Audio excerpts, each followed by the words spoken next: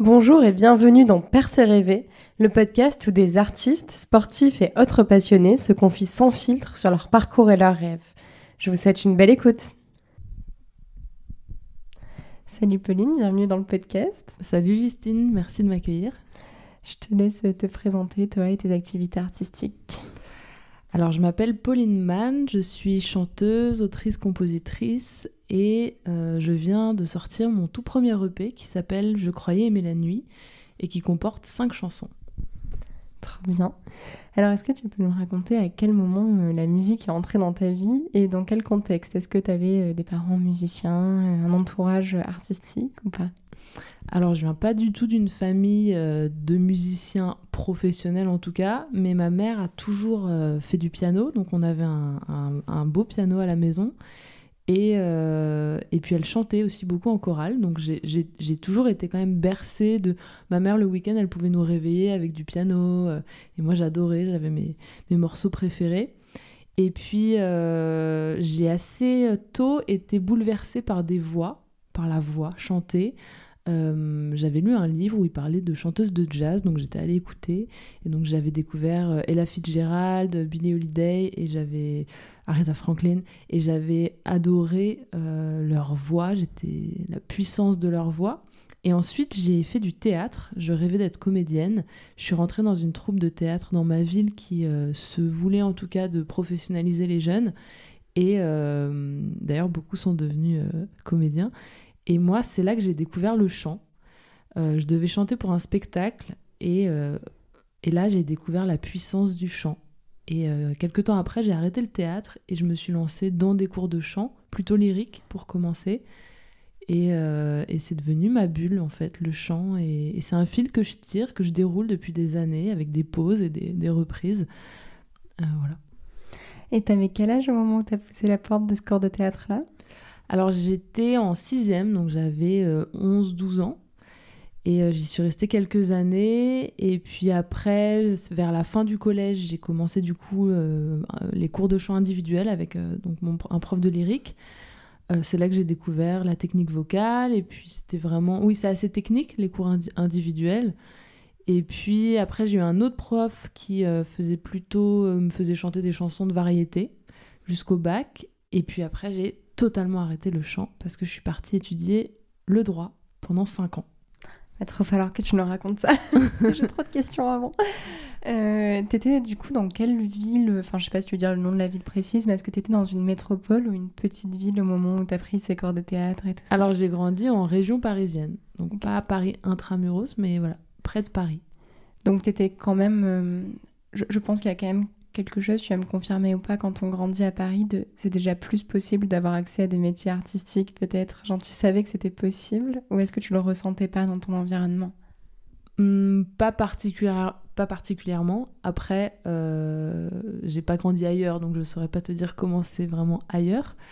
Mais j'étais pas dans un environnement où les gens avaient particulièrement des carrières artistiques. Donc l'idée du métier, je savais pas trop. Après, oui, il y avait une certaine offre d'activité qui fait que tu avais le droit en tout cas d'être passionné de théâtre. Et puis moi, j'avais la chance d'avoir cette troupe qui s'appelle Les Enfants de la Comédie, où il fallait passer une audition et rentrer, et qui était hyper impliquée dans le développement du théâtre chez les jeunes. Mais j'ai l'impression qu'il y a pas mal de villes où tu as accès à du théâtre, de la danse, du chant, je sais pas, peut-être un peu moins pour le coup. Mais théâtre et danse, j'ai l'impression qu'il y a une jolie offre quand même. Et le chant, c'est plus par cours individuel ou dans les conservatoires. Donc c'est un peu plus scolaire, peut-être. Oui, je pense, en effet. Et qu'est-ce qui t'a amené, du coup, vers le chant lyrique? C'est vraiment ce prof qui t'a repéré? Parce que je pense que c'est pas un choix qu'on fait forcément seul à cet âge-là. Alors, en fait, c'était un ami de ma mère, un ami d'enfance, qui était qui était surtout chanteur, en fait, d'opéra, et qui avait envie de commencer à donner des cours de chant. Et donc moi, quand j'ai demandé à mes parents de chanter, voilà, ça s'est bien goupillé. Et j'étais une de ses premières élèves, en fait. Et je cherchais pas particulièrement le lyrique. Après, je pense que la technique vocale du chant lyrique, c'est des bonnes bases. C'est les fondamentaux, on va dire. Donc c'est toujours bien d'aller de découvrir ça. Après, c'est vrai que je m'amusais un peu plus dans mes cours de variété derrière parce que je chantais vraiment des chansons. Alors que le lyrique peut avoir ce côté un petit peu tellement technique et rigoureux que c'est pas l'éclate non plus. Ouais, mais je trouve qu'au final, dans ton EP, et tu me diras si c'est ce que tu ressens aussi, mais ce côté lyrique est quand même très présent, je trouve. Bah, disons que, en tout cas, j'ai une voix que j'ai travaillée parce que j'ai pas eu que ce prof-là, j'ai eu d'autres profs. Souvent, ils ont une base lyrique, mes profs, effectivement. Donc, disons que je me promène dans mes registres et que je cherche pas à me limiter. Donc, si je dois passer en voix de tête, je passe en voix de tête assez librement et joyeusement, j'aime bien. Et en même temps, je suis pas mal en voix de poitrine aussi, ce qu'on travaille pas particulièrement dans le lyrique. Mais je pense que j'ai une technique de respiration. Voilà, je sais aller plus loin que ce que j'ai besoin de faire dans mes chansons. Donc, du coup, mes chansons, déjà, je me promène un petit peu vocalement. Moi, je suis tellement passionnée par la voix que j'aime bien aller découvrir d'autres chemins. Et je pense que le lyrique m'a permis d'aller très loin. Et donc, je connais mes capacités vocales. Et après, au niveau de la composition, tu vas à des endroits par rapport à ce que tu veux exprimer. Dans cette EP, j'ai pas l'impression d'être allée très loin, mais sur scène déjà, sur mon set de 1 heure, je vais plus loin que sur l'EP. Voilà, ça dépend des chansons, mais le lyrique m'a ouvert énormément de portes vocales. Trop bien. Et du coup, tu nous dis qu'après le bac, tu pars à Oxford. Ah non, pardon, j'ai spoilé parce que j'ai vu ça dans le mail de ton attaché de presse. Je reviens en arrière. Tu nous dis qu'après le bac, tu étudies le droit, mais est-ce qu'avant, il y a un moment où tu t'es dit genre, quand même, j'aurais bien fait de la musique? Ah bah totalement. Au moment de passer mon bac, en fait, moi, j'étais en lycée bilingue. Donc, j'étais plutôt avec des très bons élèves, j'étais plutôt bonne élève et j'étais entourée de gens qui allaient faire des grosses études. Donc, déjà, j'étais pas du tout dans un milieu où les gens allaient faire des études artistiques, pas du tout. Ouais.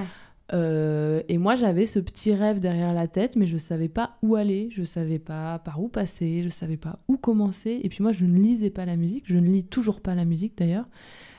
Donc, j'étais un petit peu en dehors de tous les parcours conservatoires.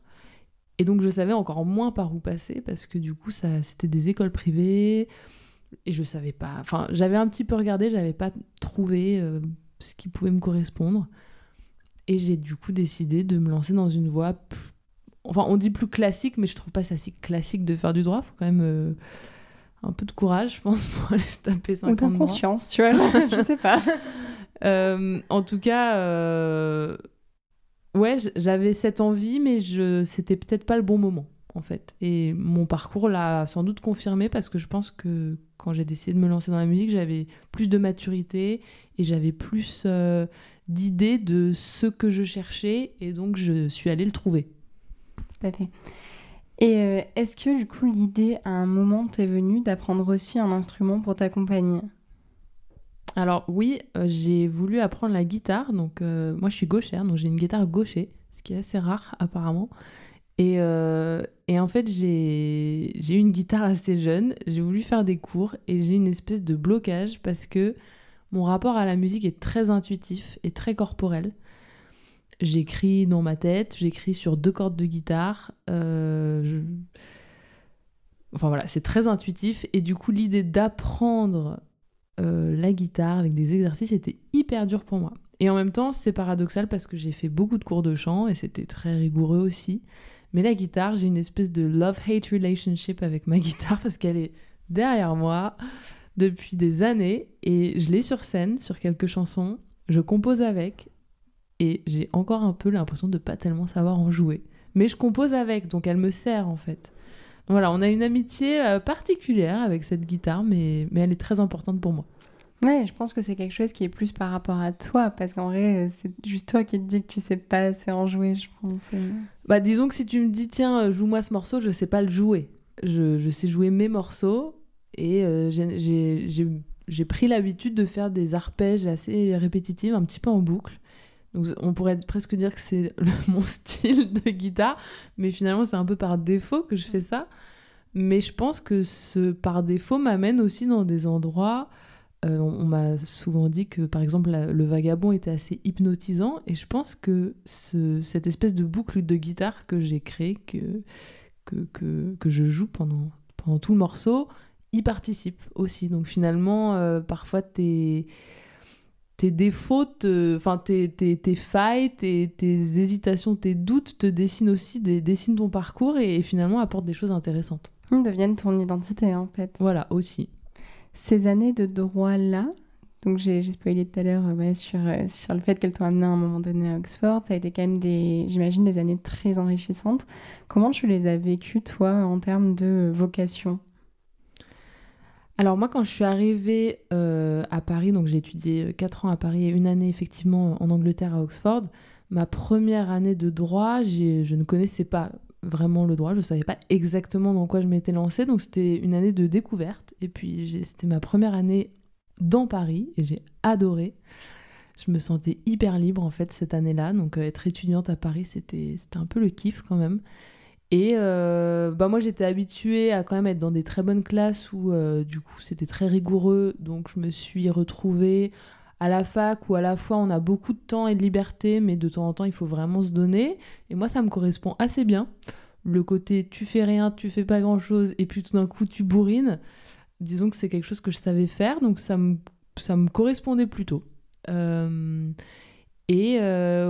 juridique m'a beaucoup intéressée. Je trouve que c'est une manière de penser la société qui est très intéressante. Donc la pensée juridique me passionne. Après, assez vite, j'ai été limitée par les métiers du droit parce que la dimension de procédure, de paperasse, le système juridique et les métiers qui l'accompagnent, je ne savais pas tellement si ça allait me correspondre. Et j'étais très hésitante. Mais j'ai envisagé réellement de devenir avocate. Et j'ai dû décider de ne pas le devenir. Voilà, ça a été un vrai choix à la fin de mes études et c'était pas un choix facile. Ce qui s'est passé comment, ce choix ? Qu'est-ce que tu te posais comme question au moment de le faire ? En fait, j'étais inscrite pour passer le barreau à la fin de ma 5e année, donc mon master de droit. Et en fait, pendant cette année-là, j'avais un petit peu décroché. J'étais moins intéressée parce que le master 2 que j'ai fait m'a pas passionnée. J'avais 2 matières sur 10 qui m'intéressaient parce que j'ai fait un master de droit international privé. Et il y a pas mal de matières qui m'ont pas du tout parlé. Et en fait, pendant cette année-là, vu que je m'ennuyais pas mal, et je venais de rentrer d'Oxford où j'avais tellement adoré mon année là-bas, c'était tellement un lieu de rencontre, d'activités passionnantes, et puis j'avais découvert un monde, quoi. Harry Potter sans la magie, mais bon, il y a quand même une magie dingue à Oxford. Tu rencontres des gens passionnants, brillants, enfin bon, pour moi c'était un rêve d'être là-bas. Et du coup, le retour à Paris était pas facile. Et j'ai commencé à un peu me décaler en rythme, devenir très très nocturne. Et j'ai commencé à écrire dans un carnet. Pendant l'été, j'avais fait un stage dans un cabinet d'avocat. Et j'avais pas particulièrement aimé. Donc j'avais commencé à un petit peu écrire dans un carnet mes colères, des choses qui me plaisaient pas.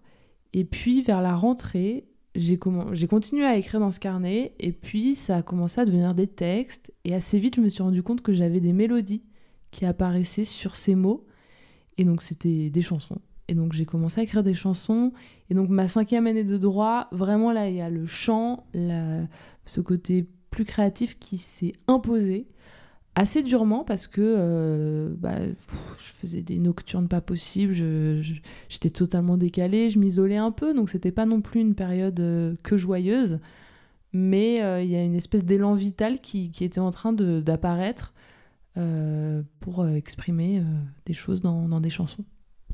Trop bien. Puis j'imagine qu'à ce moment-là, tu as aussi la question... Alors je te pose ces questions-là parce que j'ai eu un peu le même parcours que toi où genre j'ai fait Sciences Po et à la toute fin je me suis dit en fait j'ai pas envie de faire ça. donc ouais, je me suis posé un peu ces questions-là et j'ai peu l'occasion d'en parler dans le podcast et je trouve ça très intéressant et je sais pas si ça t'a fait ça et moi à ce moment-là je me suis dit genre ouais mais en fait genre mes parents les pauvres genre j'ai fait des études normales et je vais finir intermittente du spectacle et puis il y a un truc de genre tu vas voir tous tes potes de promo avoir des métiers en fait, les métiers qu'on attend d'eux, toi, tu vas galérer, tu vois. Et moi, j'étais face à tous ces trucs-là, de me dire, genre, je sens qu'il faut que je fasse autre chose, mais j'ai trop peur de ce que ça va donner socialement, tu vois. Est-ce que tu as été face à ça un peu? Oui, je pense qu'il y a la pression sociale extérieure, il y a aussi notre propre pression, nos propres barrières, peur de ne pas gagner assez d'argent, peur des galères qu'on va traverser. Je pense que c'est assez légitime d'avoir ces peurs-là parce qu'elles sont réelles. Objectivement, je gagne beaucoup moins bien que mes amis qui sont restés dans le droit et c'est un peu plus le bazar, mon rythme de vie. En même temps, c'est hyper enrichissant. Donc voilà, c'est des choix qu'il faut assumer. Et oui, tu peux surprendre ton entourage, tu peux décevoir certaines personnes, mais je pars du principe que ça reste tes choix de vie. Donc, je sais pas si moi j'ai trop une vision de métier normal, pas normal. Après, il y a des mondes qu'on connaît plus ou moins. Moi, mes parents, effectivement, ils connaissaient pas bien ces mondes-là, professionnels. Mais ça n'empêche pas d'y aller. Je pense que c'est pas tellement plus simple d'être avocate que d'être chanteuse. C'est différent, c'est pas les mêmes parcours, mais c'est des chemins où tu auras des difficultés de toute façon, je pense. Donc c'est, ouais, je sais pas, c'est des choix de vie. Faut juste les assumer. Est-ce que ça t'est déjà arrivé d'avoir des périodes où tu regrettais ce choix? Alors, un regret, quitte à aller en arrière, non. Mais oui, j'ai des moments de doute où je me suis dit, qu'est-ce que tu fabriques? Pourquoi une impression de faire des sacrifices, en fait. Et parfois, c'est vrai que je me demande pourquoi tu fais ces sacrifices, au nom de quoi, et combien de temps, et pour combien de temps. Et en même temps, ces questions-là, c'est normal de les avoir. En fait, je pense que ça serait plus inquiétant de ne pas les avoir parce que du coup, ça veut dire que tu as un peu foncé tête baissée. Et je pense que chacun est différent sur ces questions-là, mais moi, j'ai confiance en ma capacité, en tout cas, d'équilibrer mes choix. Voilà, j'ai développé l'enseignement du chant assez vite, finalement, pour quelqu'un qui démarrait, parce que j'avais cette passion pour le chant, pour la voix et pour la pédagogie. Et donc, ça m'a assez vite équilibrée dans quelque chose où, du coup, j'étais indépendante. Et puis, mon projet artistique, du coup, qui vient de sortir, bah, y a des choses qui commencent à s'ouvrir et ça fait hyper plaisir. J'ai une copine il y a des années, une copine chanteuse qui m'a dit tu vas voir, tu vas semer des graines un peu partout et puis à un moment, ça va commencer à pousser, tu ne sauras pas où donner de la tête. Et je commence à ressentir ce truc de, effectivement, les graines semées ça commence à pousser et je commence à avoir le choix, je commence à avoir de plus en plus de projets qui apparaissent et c'est hyper épanouissant. Quand tu as énormément travaillé pour quelque chose et tu sais pas trop ce que ça va donner, de voir que ça commence à fleurir, c'est encourageant. Moi, je vais te poser la question, justement, là, tu choisis une carrière qui se passe beaucoup chez toi aussi, dans le sens où tu vas pas au bureau tous les jours, comme dans les stages que tu as pu avoir en droit et tout ça. Tu les as vécus, tu le vis comment, ça, au quotidien, de rester chez toi et de pas avoir, justement, de collègues, d'environnement, même de stabilité, du coup, niveau horaire? C'est quelque chose que tu vis comment? Alors, c'est quelque chose qui est pas simple, parce que, effectivement, il n'y a pas vraiment de cadre. Et en tout cas, il n'y a pas de cadre quotidien. C'est difficile de dire parce que du coup, chaque jour, aucune journée ne se ressemble, dans le sens où j'ai pas mal de projets à l'extérieur. Donc, en fonction un peu de ce qui se passe, je vais sortir, je vais travailler à la maison, je vais sortir travailler ailleurs, je vais déjeuner à l'extérieur avec des gens. C'est un petit peu toi qui es maître de ton rythme, donc ça peut être vertigineux. Parfois, et en même temps c'est hyper agréable aussi. Moi j'ai travaillé en bureau pendant 1 an parce que j'ai fait de l'édition musicale après mes études de droit. J'ai fait une année en tant que salariée dans une entreprise et j'étais assez malheureuse d'être sur un rythme très constant. En tout cas j'étais malheureuse à ce poste-là et voilà, le rythme d'un artiste c'est très mouvant. C'est très riche parce qu'on est tout le temps, en tout cas dans mon cas, c'est comme ça que je le vis, tout le temps en apprentissage de plein de choses, mais c'est assez solitaire, donc effectivement il faut déjà apprécier une certaine solitude choisie et puis savoir la nourrir, et puis dans les moments plus difficiles où cette solitude pèse, savoir sortir, savoir s'entourer, demander de l'aide si besoin. Effectivement, je pense que c'est une question d'équilibre.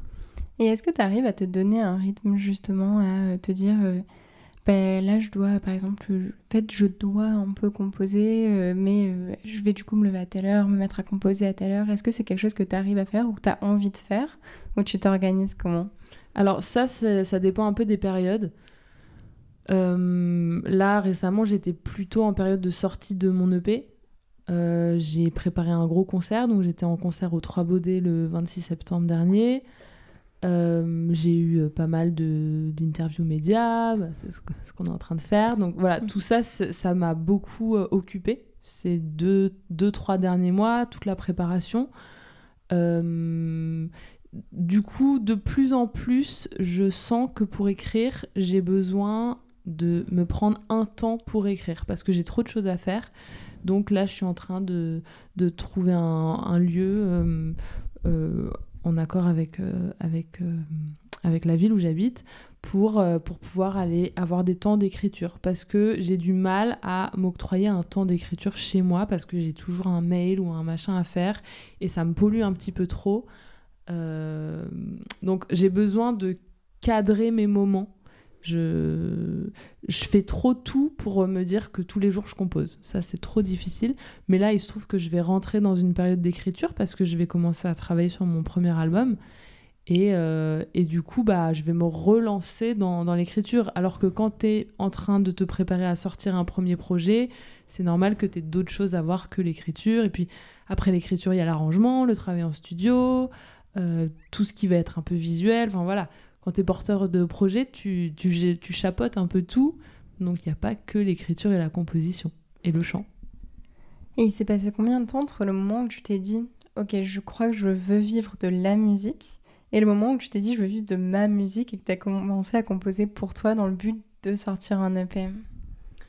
Je pense que j'ai jamais eu envie de vivre de la musique. Okay. J'ai toujours eu besoin de m'exprimer à travers ma musique. Je suis pas une chanteuse qui a particulièrement interprété énormément d'autres chansons. Enfin, j'ai travaillé pendant mes cours de chant, des chants lyriques, j'ai fait un peu de baroque, j'ai travaillé plein de chansons de jazz, variété. Ça, c'était dans le cadre, on va dire, pédagogique. Mais au niveau de mon expression, ce que j'adore, c'est écrire et chanter mes chansons. Donc je pense que j'ai un comportement vraiment d'autrice, compositrice. C'est ça qui m'a ramenée à la musique et c'est ça qui me tient dans la musique. Et de chanteuse parce que cette passion pour la voix qui m'habite et qui fait que du coup je la transmets.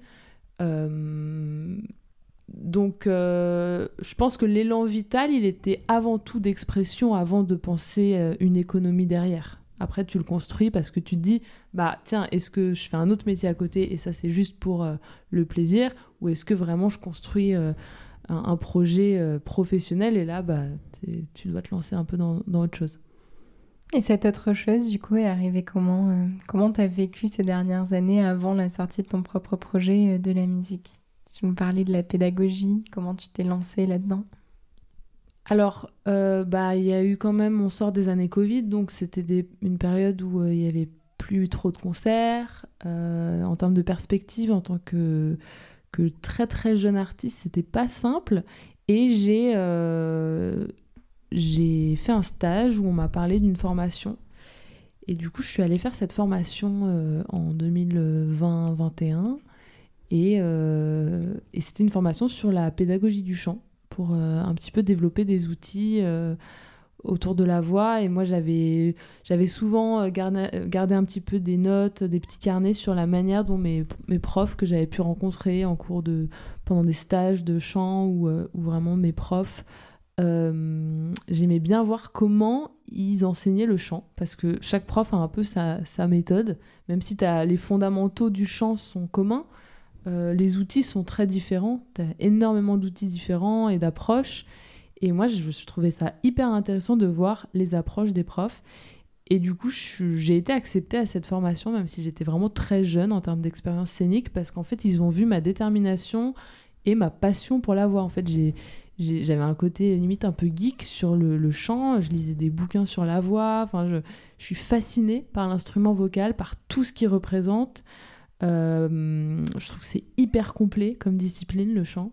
Ça implique le corps, les émotions, c'est hyper créatif. Ça peut être à la fois hyper rigoureux et très, très, très improvisé. Je trouve que ça ouvre énormément de portes. Je pense que ça touche aussi une dimension émotionnelle, psychologique. Enfin, ça fait du bien. C'est même prouvé scientifiquement. Et donc voilà, j'ai déroulé ce fil aussi à travers la pédagogie. Et je pense que d'enseigner aux autres, ça t'apprend énormément de choses sur toi aussi. Donc ça m'a beaucoup nourrie ces dernières années. Et donc voilà, j'ai créé mes ateliers de chant à Montreuil. J'ai donné aussi beaucoup d'ateliers à l'école primaire. Et voilà, je donne des ateliers qui peuvent être à la fois que autour de la voix ou des ateliers aussi créatifs où on va écrire une chanson avec une classe au collège. Voilà.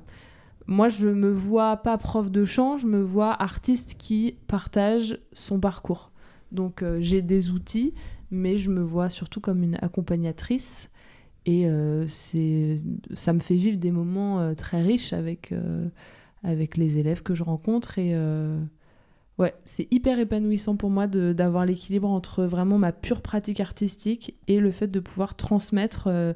C'est comme si je transmettais mes recherches. Moi, j'ai l'impression du coup d'être une chercheuse artiste parce que je lis, je me teste. Enfin, on se teste beaucoup nous-mêmes en tant qu'artiste. Et ensuite, tu transmets et puis c'est passionnant de voir un petit peu comment le fil se déroule chez les autres aussi. Et je trouve que c'est hyper important parce que, tu vois, l'école et le collège, des souvenirs que j'en ai manquent quand même cruellement de propositions artistiques. Et sportives aussi d'ailleurs. En fait, de matières dans lesquelles les enfants peuvent vraiment s'exprimer. Parce que je sais que mes cours de musique, c'était jouer au clair de la lune à la flûte à bec. Enfin, c'était quand même pas... tu te révèles pas en cours de musique, quoi. Et vraiment, je trouve que c'est hyper important et hyper intéressant de leur apporter ça et de leur apporter la possibilité d'être pas bon en maths, mais de savoir qu'ils ont du talent ailleurs et de se découvrir par autre chose que les matières par lesquelles nous, on s'est découvertes, en fait. Oui, bah moi, dans mon impression, j'ai eu le sentiment qu'à l'école primaire, on était vraiment poussés à faire pas mal d'activités artistiques.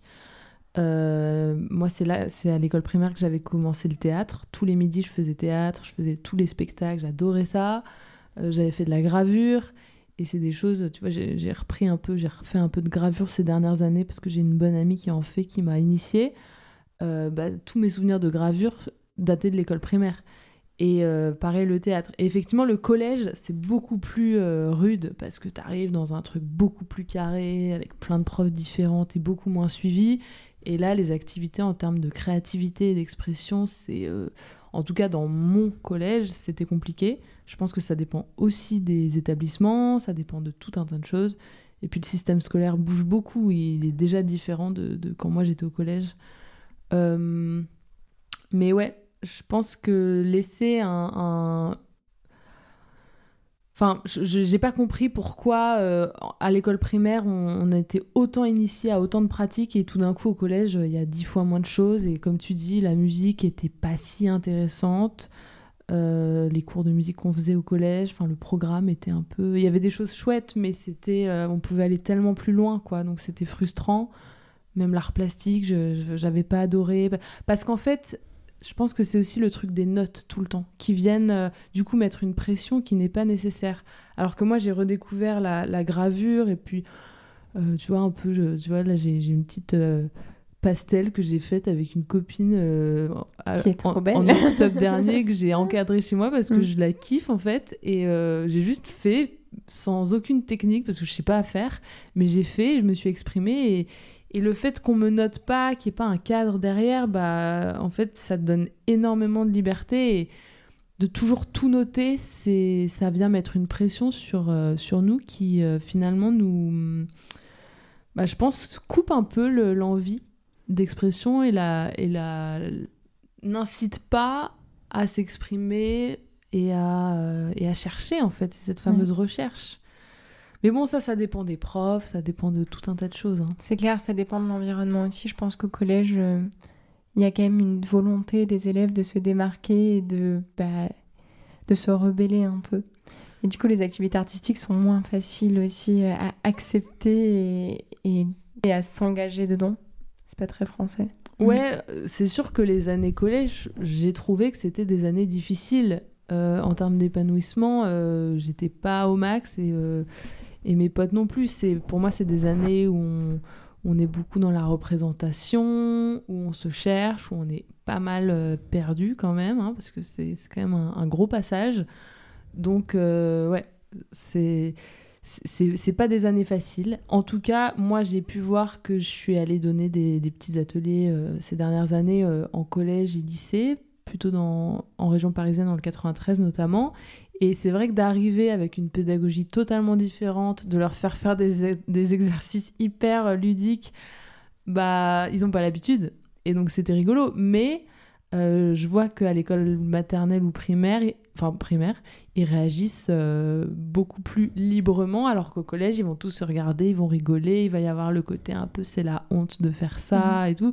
Donc voilà, c'est un mélange, comme tu dis, entre vraiment la proposition pédagogique et aussi l'âge, ce qu'on peut traverser à ces âges-là, qui n'est pas facile en termes d'expression. Ouais, et qui pour toi doit pas être très marrant, parce que quand t'es en face des élèves qui osent pas et qui rigolent, même si tu comprends ce qu'ils vivent, parce qu'on y est passé aussi, ça doit pas être facile à enseigner. Enfin, je dois prendre moins de plaisir que face à des enfants trop contents de le faire, non? Je prends pas moins de plaisir parce que pour moi, ça vient pas toucher les mêmes endroits. Pour les petits, à l'école primaire, c'est vraiment... c'est de la découverte aussi pour eux. C'est du jeu, c'est du pur jeu pour eux. Au collège, j'ai vu que quand ils y allaient quand même, j'ai eu une très belle session, en l'occurrence au lycée, il y a quelques mois. Et à la fin, les élèves, on avait fait un petit point. Ils m'avaient dit que ça leur avait fait un bien fou, en fait, nos 2 heures ensemble, parce que ça les avait amenés dans des endroits où ils n'allaient pas nécessairement et ils avaient trouvé beaucoup d'espace de liberté pendant cette session. Et c'est trop beau de voir ça, parce qu'au début, ils étaient hyper timides et à la fin, on était en train de marcher dans la pièce en chantant, en tapant dans les mains, en faisant des harmonies. Enfin, je les avais amenés à un endroit où on dirait presque que je les avais surpris de les amener jusque-là. Et c'est trop beau. C'est ce que j'aime dans la pédagogie, c'est qu'en fait, de manière hyper subtile, parce que tu proposes quelque chose de ludique et dans un environnement où il y a beaucoup d'écoute, de bienveillance, de respect, bah, on peut aller hyper loin en fait. Et on peut se surprendre. C'est clair, et ça fait trop de bien aussi, je pense, de rentrer chez toi et te dire « Oh, je les ai fait lâcher à ce moment-là de leur journée. » Enfin, je pense que quand tu rentres, t'as le sentiment du devoir accompli, quoi. Oui, bah, je pense que c'est comme quand t'as fait une bonne scène, quand t'as fait un bon concert et que les gens ressortent avec des étoiles dans les yeux, tu te dis « Ok, là, j'ai proposé quelque chose. » Et pour moi, c'est pour ça que je lis totalement ma vie artistique en tant qu'artiste et ma vie de pédagogue. Parce qu'en fait, les deux sont juste un dialogue avec les gens par rapport à la musique, par rapport à l'art, par rapport à la recherche. Pour moi, c'est une recherche ensemble et un plongeon dans l'instant présent. Donc, qu'est-ce qu'on va dire là tout de suite et qu'est-ce qu'on va aller chercher. Et ouais, ça s'équilibre hyper bien chez moi en tout cas. Ça semble très... ça participe beaucoup à mon équilibre de faire les deux. C'est trop chouette. Et toi qui as fait le chant et le théâtre, parce que quand même plusieurs années de théâtre, est-ce qu'à un moment tu te dis pourquoi pas des comédies musicales, ou toi c'était quand même vraiment le chant? Non, je suis pas vraiment revenue au théâtre. Je pense que le chant vient toucher quelque chose de beaucoup plus profond chez moi. Et puis on travaille l'interprétation en fait aussi en chant. Et le théâtre, j'ai presque décroché, quoi. J'y suis jamais retournée. J'ai juste fait une expérience en Italie il y a pas mal d'années. Je l'ai fait 2 fois d'affilée. C'était une expérience avec des performeurs de cirque italiens notamment, mais c'était une résidence internationale, donc on venait de tous les pays. Et on était 35. Et en 10 jours, on montait un spectacle qu'ensuite on jouait pendant 3 soirs de suite, 2 fois par soir, dans un parc, avec des costumes tous les plus dingues les uns que les autres. On se changeait les costumes derrière les buissons, alors que le public déambulait. Enfin, l'expérience vraiment géniale. Et là, j'avais dû faire un texte à un moment, surtout la première fois. Et j'avais adoré. En fait, la directrice artistique italienne qui nous faisait travailler nous faisait tout faire à tout le monde. Après, bien sûr, moi, je suis pas circassienne, donc elle allait pas me faire grimper je sais pas où, parce que je sais pas le faire. Mais à un moment, toutes les filles faisaient une chorégraphie dans des costumes dingues, avec des béquilles. Enfin, on avait eu une chorégraphie assez géniale. Et il se trouve qu'à la fin de cette chorégraphie, je devais chanter une chanson a cappella. Et à la fin de ma chanson a cappella, toutes les filles repartaient en courant. Moi, j'étais seule face au public. Et là, je devais faire un petit monologue en français, en plus, devant un public d'Italiens. Donc, en plus, tu sais que la plupart des gens vont pas comprendre. Et là, j'avais reconnecté à quelque chose dans le théâtre d'hyper fort, qui était... j'avais reconnecté à une puissance du théâtre. Enfin, je dis même reconnecté, mais en fait, je l'avais eu très jeune, mais je l'avais perdu. Okay. Et ça, c'était hyper fort. Mais je suis quand même restée au chant. C'est vrai que c'est intéressant, ce côté passage d'émotion, parce qu'au final, je pense que c'est ce que t'aimes, je me disais un petit peu, faire dans le chant. Et en fait, là, c'est juste que t'as transposé, je pense, cette sensation que tu as d'habitude dans le chant, dans quelque chose de théâtral, juste. Voilà, sans doute. Et puis c'est un texte que j'avais choisi moi et que je trouvais très fort. C'était pas très long, mais c'était un moment hyper puissant. Et je sais pas... En fait, je serais hyper curieuse de refaire du théâtre aujourd'hui avec ce que j'ai pu apprendre à travers le chant ces dernières années. Et peut-être que ça me ramènerait dans quelque chose qui m'intéresserait énormément. Je saurais pas te dire. Ce serait intéressant, mais ça prend tellement de temps le théâtre. C'est vraiment... Peut-être. En tout cas, aujourd'hui, c'est vrai que je suis dans un rapport plutôt... Ouais, c'est le chant qui m'habite, encore aujourd'hui, c'est sûr. Et cette EP, tu l'as construit comment ? Parce que j'imagine que t'as eu à travailler avec d'autres compositeurs, producteurs et tout ça au fil du temps. Comment t'as fait ces rencontres ? Comment s'est passée la création de cette EP ? Alors, je dirais qu'un premier EP, en tout cas dans mon cas, mais j'ai souvent entendu ça prend beaucoup de temps, parce qu'en fait, c'est une longue recherche. Donc, j'ai fait différentes rencontres. J'ai travaillé avec 2 musiciens, avec qui je partage la scène aussi, qui sont Léonore Védy au violoncelle et Axel Nouveau au piano. Et Axel a réalisé l'EP avec moi, donc c'est lui qui était aux manettes, en tout cas... sur Logic, et on a fait des recherches d'arrangement ensemble, et ensuite Léonore venait poser son violoncelle. Donc voilà, moi je compose entièrement, c'est moi qui propose le texte et la mélodie. Ensuite, ça m'arrive de faire un premier jet d'arrangement, parce que je sais utiliser aussi la MAO, donc je vais aller poser l'univers. Donc MAO, musique assistée par ordinateur, pour ceux qui ne connaissent pas. Oui, voilà. Donc tu as différents logiciels, moi je suis sur Logic, et ensuite avec Axel, on va aller rajouter une basse, rajouter un synthé, rajouter un piano sur les refrains. Donc voilà, c'était vraiment un travail d'équipe, mais toujours, je suis toujours derrière, c'est moi qui dessine l'univers, on va dire. Et puis après, j'ai travaillé avec 2 ingénieurs du son pour l'EP. Le premier, Édouard Bonan, sur Le Vagabond. C'était une très belle rencontre. Sauf que Édouard, il est beaucoup en tournée. Donc du coup, après, j'ai travaillé avec un autre ingénieur du son pour les autres chansons, parce que c'était pas à la même période. Le Vagabond, je l'ai sorti un peu avant. C'était comme un éclaireur, Le Vagabond. J'ai appris le passage en studio, comment on sort une première chanson. Et ensuite, j'ai fait la suite et j'ai sorti l'EP avec l'ensemble. Mais en vrai, je l'ai fait en 2 étapes. Donc voilà, il peut se passer des trucs comme ça sur un premier projet, ce qui, je pense, sur le prochain projet ne se passerait pas, parce que maintenant j'ai une vision beaucoup plus claire de comment on produit, comment on crée un projet, une idée de calendrier est plus claire. Après, il n'empêche que la création, tu peux pas tout prévoir. Donc, mais tu peux te mettre au travail et faire des chansons. Mais voilà, tu sais pas exactement quelles chansons vont apparaître, etc. Donc il y a toujours une part d'inconnu énorme.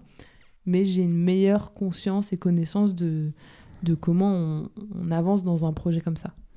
Toi, quand tu fais ta première maquette, qu'est-ce qui t'inspire en premier lieu ? Est-ce que tu commences par la mélodie et du coup, ensuite, tu trouves des paroles dessus ? Ou est-ce que c'est l'inverse ? Non, moi, c'est toujours les 2 en même temps. Je commence à chanter la chanson. C'est souvent les 2-3 premières phrases. Souvent, d'ailleurs, les premières phrases de mes chansons sont assez fortes mélodiquement parce que c'est souvent ça qui m'est apparu. Et ensuite, ça, je le déroule. Donc, je fais apparaître la suite. C'est hyper intéressant. Et donc, tu nous disais que tu avais fait les Trois Baudets récemment. Alors, pour les non-parisiens d'entre nous, c'est quand même une très belle salle à Pigalle, dans le 18e, qui est hyper chouette à faire et où tu as un bon son, donc c'est trop cool. Est-ce que tu as un manager qui trouve tes dates? Est-ce que tu fais tout toute seule? Comment tu as organisé cette tournée? Non, pour l'instant, c'est moi qui m'occupe de ça. Donc voilà, c'est moi qui étais en contact avec les Trois Baudets et ils m'ont programmé pour cette sortie d'EP là-bas. Et moi, c'était vraiment mon rêve de faire ce concert de sortie d'EP là-bas, et parce que c'est une salle que j'adore, qui est très installée dans l'émergence artistique et dans laquelle il y a énormément d'artistes de la chanson française, tous les grands artistes de la chanson, Anne Sylvestre, Gainsbourg, Brel, Léo Ferré, enfin tous les artistes de chansons françaises sont passés dans cette salle, et donc voilà, c'était un honneur aussi pour moi, et il y avait une force symbolique de faire mon concert là-bas, parce que moi je fais de la chanson française, et c'était génial. Je suis ravie de ce concert, c'était très fort, on a eu beaucoup de monde, effectivement le son, les lumières étaient au top, l'accueil était au top. Et ouais, c'est une salle qui est un peu comme un cocon. C'était vraiment le bon format pour fêter ça, quoi. J'avoue, j'en ai rêvé et ça a eu lieu et c'était parfait. Je suis hyper contente et là, je prévois la suite, du coup. Il se passe quoi 10 minutes avant de monter sur la scène des Trois Baudets dans ta tête? Alors, 10 minutes avant, tu commences à être prête, là, quand même. Ouais. Mais les heures d'avant sont longues. En fait, elles sont à la fois très longues et t'as l'impression que c'était 10 minutes. Donc c'est un rapport au temps qui est assez particulier. J'étais assez stressée parce que c'était une date très importante. Mais voilà, on était dans un bon état d'esprit avec mes musiciens. On avait bien travaillé en même temps. On n'avait pas fait ce concert en dehors des répètes. Donc voilà, il y avait de l'enjeu. Mais avant de monter sur scène, je me suis dit, c'est maintenant. Ça fait des mois que t'y penses et c'est maintenant, donc maintenant, go, on y va. Ouais, il fallait le vivre à fond, en fait. C'est ça. Et je pense que c'est ce que j'ai fait. On a vraiment donné le meilleur de nous-mêmes avec ce concert, quoi. On était au top de ce qu'on pouvait donner à ce moment-là, et puis voilà, on va encore grandir, mais on était au top, quoi. On a tout donné. On était très contents. Et est-ce que j'en profite pour te poser des questions, parce que du coup, c'était récent. Donc, tu te rappelles, je pense, encore du lendemain. Je crois que quand on fait pour la première fois une date très importante, le lendemain, soit on est euphorique, soit on est complètement déprimé parce que c'est bon, c'est passé, on se prépare pour ça depuis des mois. Tu l'as vécu comment le lendemain? En fait, ça me fait penser comme quand, pendant mes études de droit, quand on avait les partiels, on révisait je révisais, mais comme une dingue pendant 1 ou 2 mois à être à la bibliothèque enfermée tous les jours. Et puis au dernier partiel, tu sors et t'as tellement de temps devant toi, souvent c'est l'été, tu sais plus trop quoi faire de toi-même pendant les premiers jours. Je pense que effectivement ce phénomène-là, il apparaît après une période très chargée, t'as une petite redescente. Alors moi j'ai pas eu la redescente le lendemain j'étais totalement euphorique, j'avais un livre d'or, j'avais eu des retours tellement beaux, j'étais totalement euphorique parce que j'avais été inquiète, parce que 1 heure ça passe vite, tu peux faire des bêtises. Et voilà, ça s'était bien passé, donc j'étais trop contente. Après, c'est les semaines d'après où tu te dis, tiens, c'était tellement énorme, c'est quoi la suite? T'as envie de savoir ce que c'est la suite, et puis tout prend quand même du temps, surtout quand c'est toi qui fais beaucoup. Donc ouais, après, t'as envie de reprendre un certain rythme comme ça. Et en même temps, il faut aussi prendre du recul, digérer ce qui vient de se passer pour pouvoir être prête pour la suite, justement. Donc c'est aussi savoir gérer son mental, sa fatigue, son euphorie, tout ça. Donc c'était un peu les montagnes russes, effectivement. Mais le lendemain, j'étais hyper heureuse. Et est-ce que tu peux nous parler justement des projets de la suite?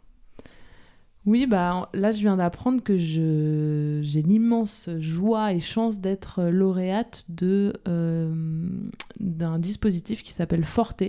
C'est une bourse de l'Île-de-France pour mon premier album. Donc, ils vont m'accompagner sur la réalisation de mon premier album. Donc là, je suis en train tranquillement de me lancer dans la préparation des équipes et de l'écriture surtout de mon premier album. Donc je suis hyper contente de ça parce que ce premier EP, du coup, j'ai des perspectives après. Il y a des choses qui arrivent et puis c'est hyper excitant de se relancer dans la création d'un deuxième projet. C'est dans la continuité de Je croyais aimer la nuit. Voilà, j'ai ça, et puis en ce moment, je suis à la recherche de dates, de commencer à faire plus de concerts, de tourner en dehors de Paris aussi. Voilà. Tout ça, c'est en construction. Et comment tu as découvert cette bourse Forte, justement? Alors, moi, j'ai des amis artistes qui l'ont eu, donc j'étais au courant qu'elle existait. C'est une bourse qui est destinée aux jeunes créateurs de moins de 30 ans. Donc tu peux la demander jusqu'à l'année de tes 30 ans. Voilà, donc je savais qu'elle existait. Je savais qu'il fallait que je la demande. Et voilà. Et il y a combien de lauréats? C'est quelque chose qui est accessible, entre guillemets, ou alors en fait, c'est dans tous les domaines de la création. Donc t'as 10 lauréats musique, 10 lauréats art plastique, 10 lauréats, je crois, audiovisuel et 10 lauréats théâtre. Enfin, c'est un truc dans le genre, t'as 4 chapitres, thèmes. Et donc voilà, en musique, on est 10.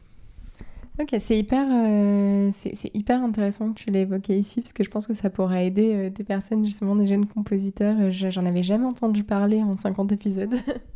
Donc c'est trop cool, merci de l'avoir partagé. Avec plaisir, vous pouvez aller regarder sur le site, il y a les informations, c'est des dossiers assez gros à remplir. Et puis c'est vers le mois de décembre, qu'il faut envoyer vers mi-décembre. Donc il faut regarder à partir de l'automne, quoi. Un peu avant, enfin un peu après la sortie de ce podcast. Donc c'est ça. Ce sera le bon moment pour les dernières démarches. Est-ce que tu as envie de rajouter quelque chose avant que je te pose la dernière question du podcast? Eh bien, je vous invite à aller découvrir les chansons de mon EP qui démarre du Vagabond et qui termine à Nous marcherons. C'est un EP à, je pense, traverser. C'est assez intime, assez introspectif. Donc voilà, j'invite les auditeurs et auditrices à aller plonger dans cet univers. Est-ce que justement, tu peux peut-être nous pitcher quelques chansons de cet EP avant qu'ils aillent le découvrir? Ouais, avec plaisir. Donc il y a Le Vagabond, c'est la première chanson. C'est une histoire d'amour impossible.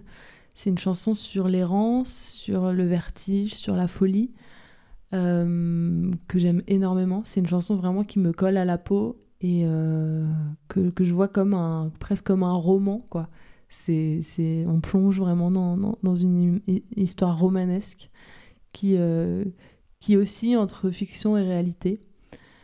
Ensuite, il y a Nuit d'orage, c'est une chanson sur une explosion. C'est comme une tempête, c'est une dispute.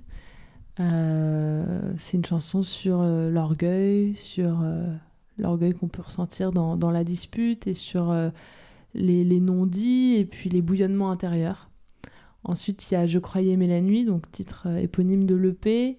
C'est une chanson plus métaphorique qui, à travers la rencontre, c'est une narratrice qui fait la rencontre d'un homme, mais finalement, en fait, c'est plus une métaphore, c'est une rencontre avec elle-même, avec sa part la plus sombre. Et à la fin, cet homme prend la parole et lui dit « La nuit, ce n'est pas pour toi ». Et dans cette chanson, il y a voilà, beaucoup de symbolique. Il y a l'oiseau, la lune, la nuit. C'est une chanson que j'aime beaucoup qui nous fait encore plonger dans un voyage, un peu comme Le Vagabond, mais qui est beaucoup plus comme un conte, un petit peu.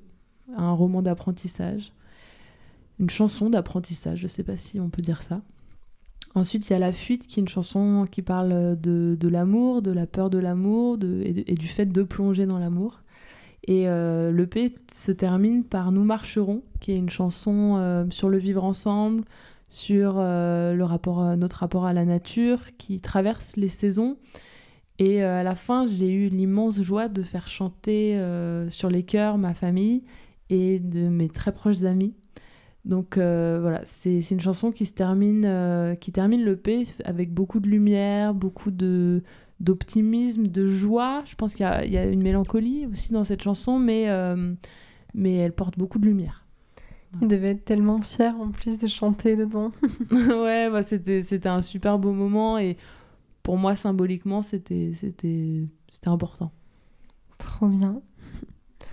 La dernière question que je pose toujours, c'est si toi, aujourd'hui, tu pouvais parler au toi enfant qui va pour la première fois au cours de théâtre sans trop savoir ce qui va se passer après, tu lui dirais quoi ?